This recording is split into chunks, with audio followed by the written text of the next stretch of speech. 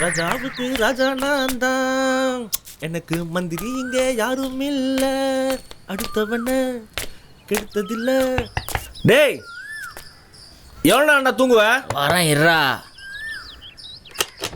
டேய்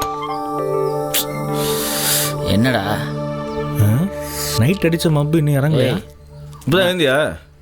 இப்போதானே எந்திரிக்கிறேன். கண்ணா ஒன்னே ஒன்று சொல்கிறேன், நல்லா கேட்டுக்கோ.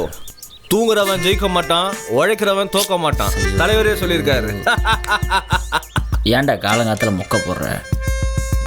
டேய் அந்த பொண்ணு வீட்டில் நகை பணத்தெல்லாம் சேர்த்துட்டியா? டேய் அந்த பொண்ணு அவங்க அப்பாவும் சாகவே இல்லைடா, உயிரோட தான் இருக்காங்க. ஹாஸ்பிட்டல்ல இருந்து ஒரு சிங்க வேஷம் போட்டுக்கிட்டு நானே கால் டாக்ஸி டிரைவராக அவங்க வீட்டுக்கு போய் நகை பணம்லாம் வச்சுட்டு வந்துட்டேன். டேய் அந்த பொண்ணுக்கு நம்ம கல்யாணம் பண்ணி வைக்கணும்டா. அந்த பொண்ணுக்கா? டேய் அவங்க அப்பா என்கிட்டயே கேட்கல, உங்ககிட்ட கேட்டாரு. டேய் அவங்க அப்பா கேட்கலடா, ஆனால் நம்மளால தானே அந்த பொண்ணு கல்யாணம் நின்று போச்சு. ஆமா. அப்போ நம்ம தானே பண்ணி வைக்கணும். அந்த பொண்ணுக்கு கல்யாணம் பண்ணி வைக்கணும்னா நம்மளுக்கு அது வசதி. என்னடா என்னடா பண்ண சொல்ற இப்போ? டேய் அதெல்லாம் எனக்கு தெரியாது. அந்த பொண்ணு குடியிருக்க வீட்டு பக்கத்தில் நம்மளும் புதுசாக வீடு குடி போகிறோம். குடி போறோமா?